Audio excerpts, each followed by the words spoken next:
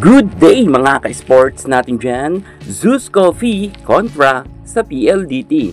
Dalawang team na talagang di kalibre at malakas. Kapwa ang dalawang team na ito ay bardagulan nga sa set 1 pa lamang.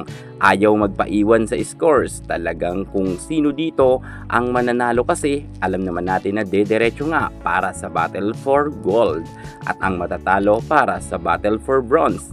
Ana De Veer ayaw nga magpaawat. Ang malakas na team na PLDT ay medyo hindi nga nakaporma pagdating sa set 1. Bagamat kitang-kita naman natin na inilalaban naman ito ni Sabe Davison at ni Bobby Kina, pero kulang pa talaga sila sa puwersa.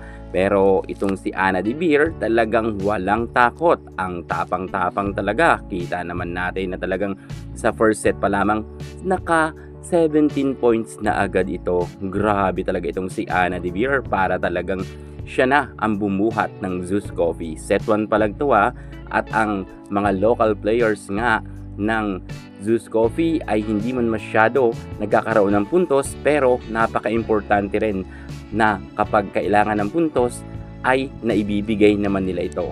Kahit nga itong si Ana De Veer, ang kanilang superstar, ang bumubuhat ng team, nariyan naman si Jovelyn Gonzaga at Chinny Arroyo na nakikipagpukpukan naman kahit papaano.